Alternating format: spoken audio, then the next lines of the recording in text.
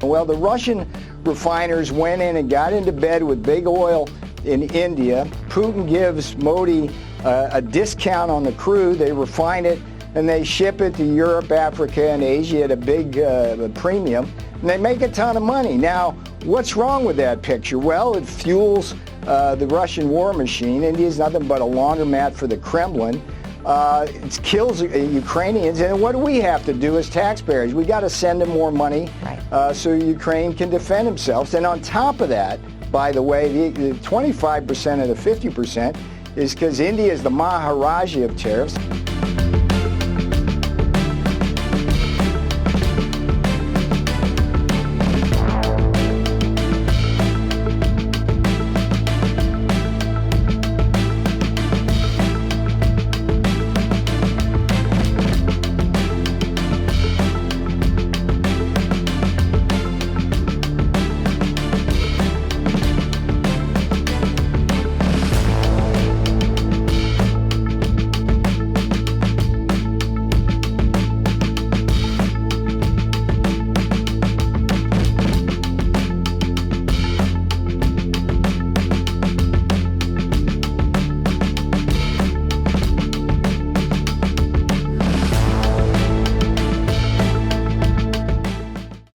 कहा जैसे ब्राह्मण भारत के लोगों से ही मुनाफा कमाता है, वैसे ही रूस से तेल खरीद कर भारत विदेशों में बेचकर इस तरह की बेबुनियाद बयान अमेरिका को नहीं देना चाहिए। तो व्हाइट हाउस के ट्रेड एडवाइजर ने एक आपत्तिजनक बयान दिया है कि जैसे भारत में ब्राह्मण अपने ही लोगों से मुनाफा कमाते हैं, वैसे ही प्रधानमंत्री रूस से तेल खरीदकर विदेशों में बेचकर मुनाफा कमा रहे हैं। मतलब एक भेद पैदा करने की कोशिश। देखिए, ये मोदी जी तो दुनिया जानती है कि मोदी जी जहां भी जिस देश में जाते हैं अपने व्यापारी समाज को लेकर जाते हैं, और उनको ये देश को याद होगा, उन्होंने कहा था चुनाव के पहले प्रधानमंत्री बनने के कि मेरे खून में व्यापार है और मेरे हर जगह मैं व्यापारी तरीके से काम करता हूं।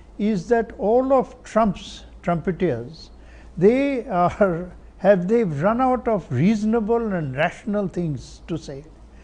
Peter Navarro, who has now become his chief spokesman for attacking India, has not only used a rather quaint and silly phrase like the Brahmins, I don't think he really understands either India, Brahmins or anything else. But also I think he has made analogies which are completely bizarre. He has said India must not deal with Russia because it's an authoritarian state. He said that just around the same time that President Trump said that he wants to meet Kim of North Korea.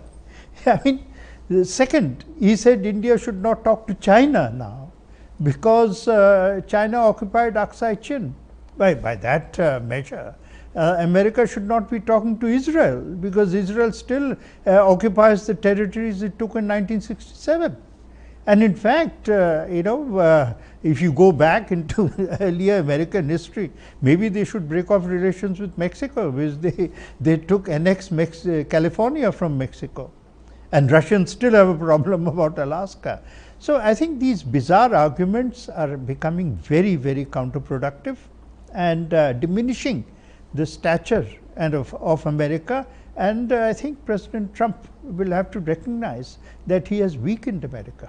America के Peter Navarro का ब्राह्मणों के बारे में बयान तथ्यात्मक रूप से गलत, सांस्कृतिक रूप से असंवेदनशील और भारत के आर्थिक निर्णयों के संदर्भ में अप्रासंगिक है। भारत का रूसी तेल आयात राष्ट्रीय हितों और वैश्विक ऊर्जा स्थिरता के लिए है। इसे किसी विशिष्ट सामाजिक समूह से जोड़ना ये आधारविहीन है। अमेरिका के नवारो का यह बयान भारत अमेरिकी संबंधों में अनावश्यक तनाव पैदा करने का प्रयास प्रतीत होता है। ये एक अंतर्राष्ट्रीय षड्यंत्र है जिसमें भारत को जाति व्यवस्था से जोड़ना है।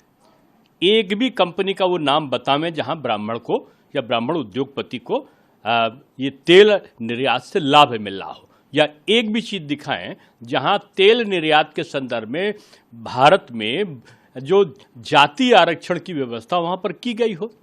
ये ब्राह्मण ये आक्रांताओं के समय से सबके लिए एक कौतूहल का कारण बना हुआ है। मुगल आते थे तो उनका सबसे पहला दुश्मन ब्राह्मण, अंग्रेज आते तो उनका सबसे बड़ा दुश्मन ब्राह्मण, ये कांग्रेस और ये विपक्ष आते हैं, इनका सबसे बड़ा दुश्मन ब्राह्मण। क्यों?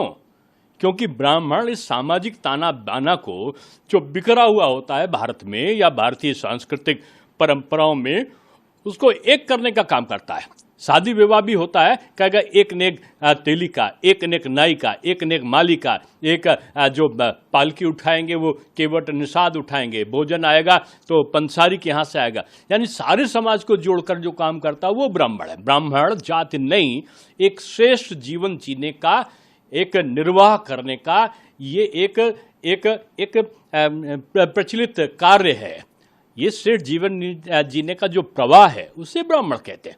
और आप ब्राह्मण पे अभी तक तो भारत में लगा रहे थे ये विपक्षी दल, खासतौर से समाजवादी पार्टी, अब लगता है कि उनसे सहानुभूति रखने वाले ये अमेरिकी ये आरोप लगा रहे हैं।